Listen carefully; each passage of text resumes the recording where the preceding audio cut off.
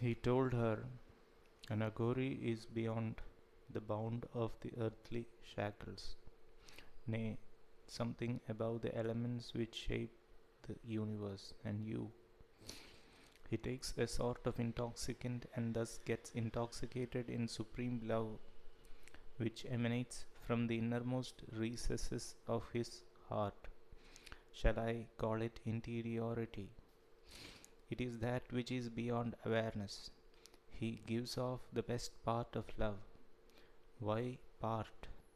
Part of the supreme, universal love, where one experiences with the help of perception, all in one, one in all. When you, the finite, merge into infinity, what dost thou not know? During this stage, he merges with his own deity so that he becomes him, capital H. That is why he is said to have gone from darkness to divine enlightenment. This is Anagori.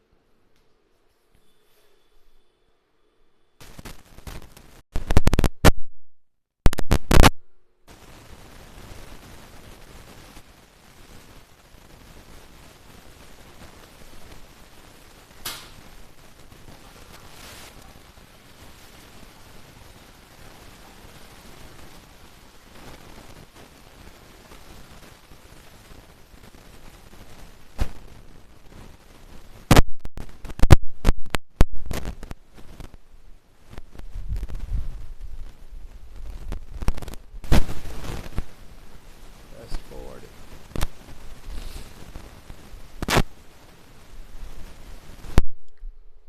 He was an artist.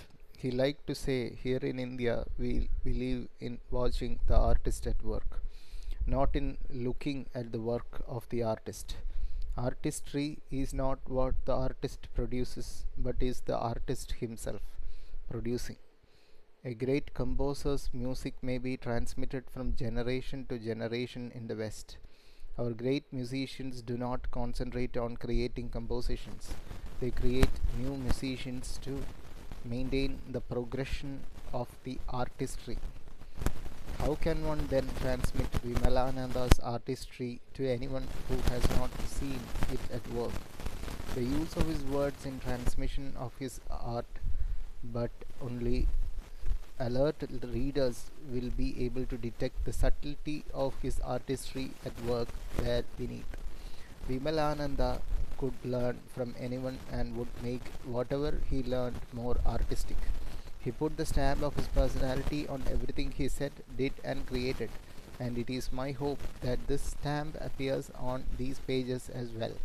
He was charming and profound, and sometimes it may seem that he was in awe of himself.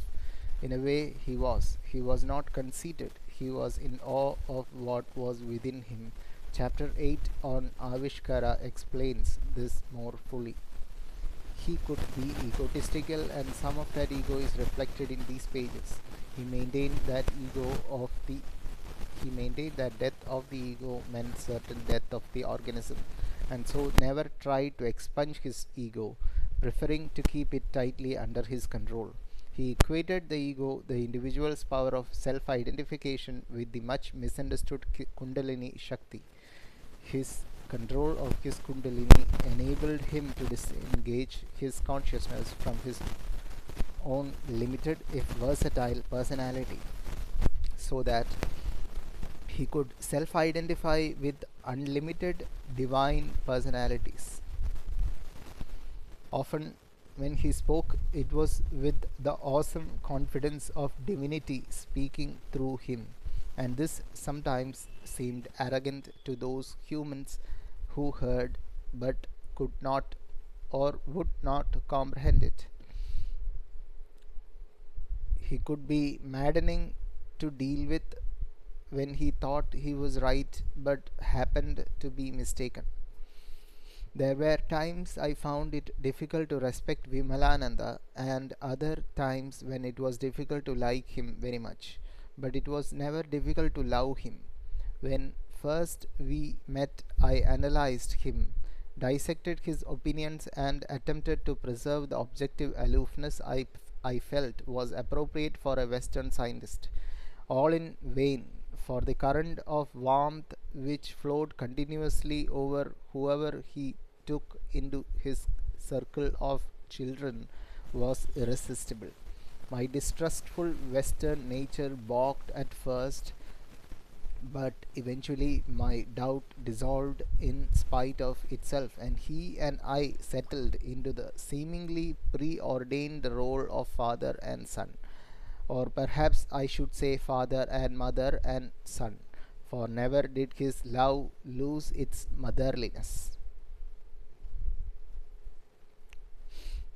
Two principles guided his teaching: compassion for all beings, including the seemingly insentient, such as rocks, and perpetual awareness of Rinanubandhana, the bondage of karmic debt. His compassion for his friends led him to ruin his health and exhaust his wealth, to insulate them as far as possible from their own karmic debts. His shoulders were unusually wide, perhaps from his wrestling, and he used to say, "Since nature has given me such broad shoulders, I should support whomever I can. Why should any child worry about Runanubandhana when its mother or father is there to repay its debts?" He treated all who came before him, even the buffoons, as a fond and indulgent mother would treat her beloved children. Women found him irresistible because he projected onto every female the same tremendous devotion which he directed in his worship toward the mother goddess. Until his dying day, Vimalananda's sole refuge was the motherhood of God. He and I selected the name Vimalananda for use in his book from the many names he used during this lifetime. Its variety of meanings makes it appropriately representative of who he was. In Sanskrit, Vimalananda equals Vimala, pure, plus Ananda, joy, bliss, or literally the bliss of purity. Malam Vidvam Sayadi Idi Vimala. The absolute annihilation of filth is Vimala. Filth is here the filth of attribution, the limitations imposed upon pure existence as a result of its incarnation. When the cosmic play of creation, preservation, and destruction is transcended, all limitation is transcended, and that state is Vimala. Or when an aspirant has gone beyond the ego's flaws, when the ego is completely naked, cleansed of its accretions of personality and its stains of desire, then it perceives pure consciousness and knows that pure consciousness is to be both thyself and myself, and that is Vimala, or the Ananda. An Agori receives from his rituals cannot be purer, Vimala, because he sees the face of his beloved deity in everything and everyone. Vimalananda can be derived in many different ways in Sanskrit, but its special significance here is that Vimalananda's physical mother was named Vimala. Vimala plus Nanda equals son of Vimala. Vimalananda told me when I was a wandering ascetic, I thought it would be wonderful to appear at my home one day and have the servant announce to my mother, "Vimalananda has come." What joy it would have given her. So, Vimalananda, it was for this book, in lieu of such other names as Agoranath, Master of Agora, Shah e Mauj, King of Bliss, or even Bandal e Aftab, son among exaggerators. This last is significant in that Vimalananda was well larger than life, and some of his stories may seem expanded beyond the bounds of plausibility. We Westerners ordinarily equate truth with